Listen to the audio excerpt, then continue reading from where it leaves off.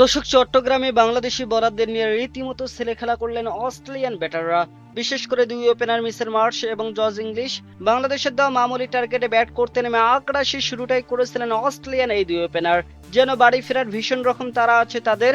যত তাড়াতাড়ি সম্ভব বাংলাদেশকে 3 ম্যাচ টি-20 সিরিজের শেষ ম্যাচটাতে হারিয়ে সিরিজটাতে হোয়াইট ওয়াশ করে ঘরে ফিরে যেতে চান অজিরা। অস্ট্রেলিয়ান এমন ব্যাটিং এর বিপরীতে বাংলাদেশি ব্যাটাররা ভুগেছেন বেশ। অজিদের সামনে ন্যূনতম একটা টার্গেটও সেট করতে পারেনি বাংলাদেশি ব্যাটসম্যানরা। দর্শক, অধিনায়ক তৌহিদ হৃদয়ের ব্যাটে হাফ সেঞ্চুরি, তবুও টেনে টুনে 100 পার করতে পেরেছে বাংলাদেশ ক্রিকেট দল। 5-1-1-6-0, না কোনো ফোন নাম্বারে ভিজিট নয়। দর্শক, অস্ট্রেলিয়ার বিপক্ষে বাংলাদেশি ব্যাটসম্যানদের রানের সংখ্যা এমন: তানজিদ হাসান, তামিম, সাইফ হাসান, পারভেজ হোসেন ইমন, নুরুল হাসান সোহান, শামীম হোসেন পাটোয়ারি। বাংলাদেশি দলের এই 5 ব্যাটারের কেউ 2 অঙ্কের রানের কোঠাতেও পৌঁছাতে পারেনি।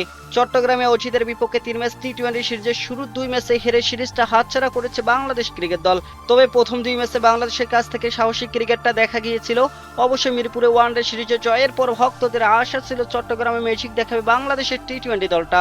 প্রথম 2 ম্যাচ হেরে বাংলাদেশ সিরিজ হারালো, ভালো ক্রিকেট উপহার দিয়েছে বাংলাদেশ দলের এই ক্রিকেটাররাই।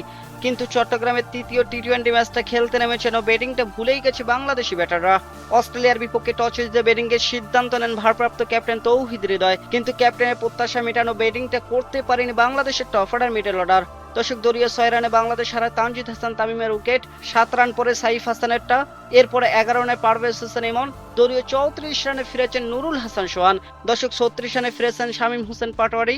ঘরের মাঠে শেষ ম্যাচটা জিতে বাংলাদেশ হোয়াইট ওয়াশটা এড়াতে পারত, কিন্তু শুরুর দিকে এমন ব্যাটিং বিপর্যয় সেই সুযোগটাও বাংলাদেশের থেকে অনেকটা দূরে নিয়ে গেছে। এক পাশ ধরে রেখে তখনও লড়াই জারি রেখেছিলেন ক্যাপ্টেন তৌহিদ হৃদয়।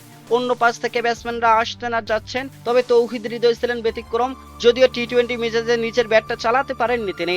দর্শক, খেলেছেন ওয়ানডে মেজাজেই। এক পাশে আগলে রেখে তৌহিদ হৃদয় শেষ পর্যন্ত হাফ সেঞ্চুরিটা বাগিয়ে নিয়েছেন, কিন্তু অপর প্রান্তে সতীর্থদের আসা যাওয়ার মিছিলে বাংলাদেশ টেনে টুনে মাত্র 100 পার করতে পেরেছে।